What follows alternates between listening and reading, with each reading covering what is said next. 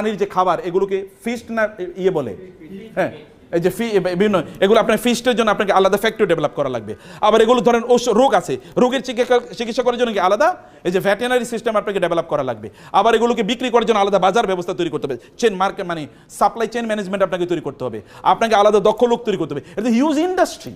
আল্লাহ তার রাসূলকে বলছেন Medina industry develop করেন, কারণ এটা অ্যাগ্রারিয়ান ইকোনমি, ওখানে কেবল এগ্রিকালচারাল প্রোডাকশন হয়, এগ্রিকালচার তো থাকবে, তার পাশাপাশি ইন্ডাস্ট্রি তৈরি করেন। 1500 বছর আগে আল্লাহ রাসূলকে বলছেন ইন্ডাস্ট্রি তৈরি করেন, আর আমরা 1500 বছর পরে এসে আমরা কোনো ইন্ডাস্ট্রি ডেভেলপ করলাম না।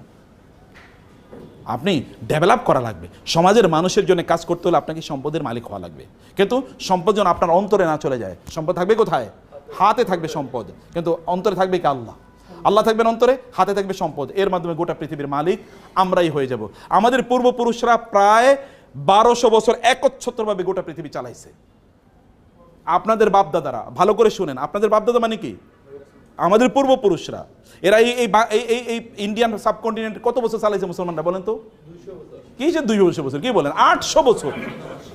এই ইন্ডিয়া মুসলমানদের অধীনে, মোগলদের অধীনে, এটা 800 বছর ছিল, 800।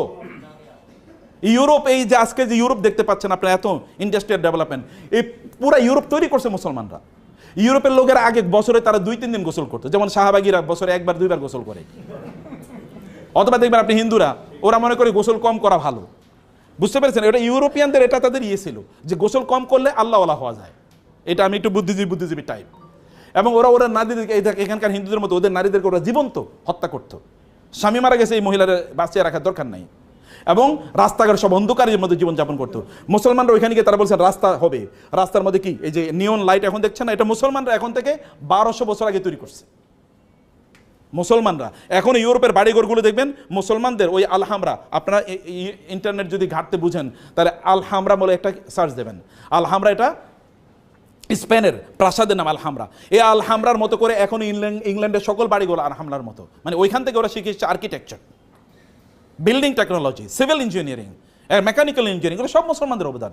মেডিকেল সায়েন্স মুসলমানদের, ফুল মেডিকেল সায়েন্সটা মুসলমানরা ডেভেলপ করছে, যেটাকে ইবনে সিনা বলা হয়, he is father of medical science. এবং এই যে ওষুধ বানানোর ফুল পদ্ধতিটা মুসলমানদের আবিষ্কার, কেমিস্ট্রি পুরোটা মুসলমানদের আবিষ্কার, ফিজিক্স পুরোটা মুসলমানদের, নিউটন এটা তো মুসলমানদের সূত্র চুরি করে জাবের ইবনে আল হাইসামের সূত্র 450 বছর আগে, 450 বছর আগে জাবের ইবনে হাইয়ান এই সূত্র দিয়েছে। ওই সূত্র চুরি করে তারপরে নিউটনের সূত্র বানাইছে। এখন এই কথা তো আমরা বলতে পারি না, কারণ আমরা তো এখন কি, এখন হচ্ছে আমরা দুর্বল। আমরা এই কথা বললে মানুষ বলে এটা পাগল। আমাদের সন্তানরাই তো বিশ্বাস করবে না, আমাদের সন্তানরাই বিশ্বাস করবে না। অথচ পৃথিবীর এখনও মুসলমানদের হাতে প্রায় 70,000 এরকম বিজ্ঞানের বই আছে, যেগুলো যদি এখন অনুবাদ করা যেত তাহলে গোটা পৃথিবী ম্যাচমারেজ হয়ে যেত।